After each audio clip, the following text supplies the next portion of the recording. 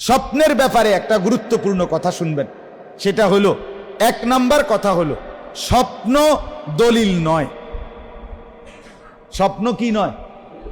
দলিল কোরআন এবং সুন্নাহ। দলিল কি? অতএব স্বপ্নে দেখা গাছের খুঁড়া বাইরিছে, স্বপ্নে আমনের গিয়া বড়ি ফাইছে, স্বপ্নে আমনের তাল গাছের কোনা ফাইছে, স্বপ্নে বাঁশ মুয়ার থেকে ফানি ফুটছে, কথা বুঝছেননি? অতএব সবে গিয়া এ কথা বিশ্বাস করে লাইন ধরছে, এটা ঠিক না। এটা কি না? ঠিক না। স্বপ্নে আমারে বলছে অমুক খানে কুয়া খুললে এটা হবে ওইটা হবে, এই কারণে বাকিরা এটা মেনে নিছে না।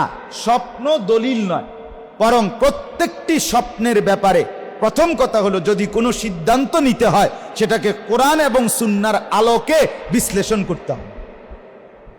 কথা বুঝেন না? কোরআন সুন্নাহর আলোকে কি করতে হবে? সেটাকে বিশ্লেষণ করতে। যদি স্বপ্নটা কোরআন সুন্নাহর আলোকে বৈধ হয়, ঠিক হয়, তাইলে ঠিক আছে, আর নাই তো সেটা বাদ দিতে হবে। 2 নাম্বার কথা হলো স্বপ্নের ব্যাপারে মনে রাখবেন, আমরা অহরহ ঘুমে স্বপ্ন দেখি। স্বপ্ন 3 রকম: হাদিসুন নফস, তাসওয়িলুশ শাইতান, মুবাশশারাতুম মিনাল্লাহ। 1 নাম্বার হলো আমাদের ব্যক্তিগত সারাদিনের কল্পনা, এটাও আমরা স্বপ্ন আকারে অনেক সময় দেখি। 2, শয়তান মানুষকে ইচ্ছা করলে আল্লাহর হুকুমে আরে আল্লাহর কুদরতে শয়তান মানুষকে স্বপ্নের মাধ্যমে অনেক ভালো কিংবা মন্দ বিভিন্ন বিচিত্র জিনিস দেখাইতে পারে। 3 নাম্বার, আল্লাহর পক্ষ থেকেও মাঝে মধ্যে এলহামের ভিত্তিতে স্বপ্ন আল্লাহর পক্ষ থেকেও প্রেরিত হয়। এজন্য যিনি স্বপ্ন সম্পর্কে অভিজ্ঞ তিনি শুনলে বলতে পারে যে এটা কোনটা। স্বপ্ন সবার কাছে বলতে নাই।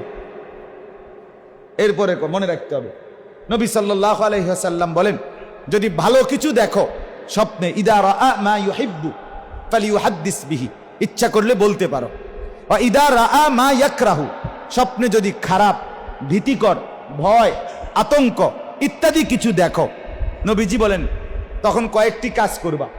1 নাম্বার, ফালিয়াতাহাওয়াল ইলা জামবিহিল আখার, যেই পাশে শুয়েছিলা যদি ঘুম ভাঙ্গে দেখো, ভয়ে ঘুম ভাঙ্গে গেছে স্বপ্ন দেখা, তাহলে ওই পাশ উল্টাই আসো। মানে যেই পাশে ছিলা ওই পাশের কি করো? উল্টাও। 1। 2, ওয়ালিয়াতফুল আন ইয়াসারিহি সালাসান, বাম দিকে 3 বার থুতু ফেলো। 3 নাম্বার, 3 ওয়ালিয়াস্তাইজ মিনাল্লাহি মিন শাররিহা ওয়ালিয়াস্তাইজ বিল্লাহি মিন শাররিহা, আল্লাহর কাছে এই স্বপ্নের ক্ষতির থেকে পানাহ চাও, মাফ চাও, মাফ চাও। 4 নাম্বার, ওয়ালা ইউহাদ্দিসু বিহা আহাদান, এটা কাউকে বলো না।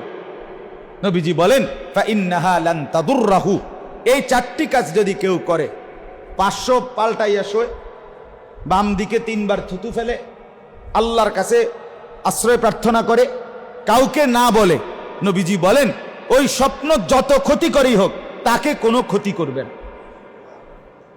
কথা বুঝলেন কি না বলেন? তাহলে এটা খেয়াল করবেন। উত্তম স্বপ্ন হইলে ইচ্ছা করলে বলবেন, ইচ্ছা না করলে বলবেন। কিন্তু কোরআন সুন্নাহর বিপরীতে, স্বপ্নের উপরে ভিত্তি করে কোরআন সুন্নাহর বিপরীত কোনো কাজ করা যাবে না।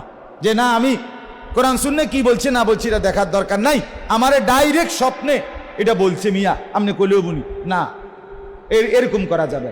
বরং স্বপ্নকে কোনো হক্কানি মুত্তাকি আলেমের কাছে শুনাই যে উনার বিশ্লেষণ অনুপাতে জেনে নিতে হবে। আলেমরাও সবাই স্বপ্নের ব্যাখ্যা জানে না, জানা বাধ্যতামূলক, এটা একটা এলেম। স্বপ্নের ব্যাখ্যা জানা এটা একটা শাস্ত্র, এটা একটা বিষয়, একটা ফন, এটা একটা জানার আলাদা বস্তু। এই জন্য এটার উপরে ব্যাপক পড়তে হয়, জানতে হয়, শিখতে হয়, গবেষণা করতে হয়। আল্লাহ তাআলা আমাদের প্রত্যেককে আমাদের জীবন চলার পথে সুন্দরভাবে জিন্দেগি কাটাবার তৌফিক দান করেন। আমিন।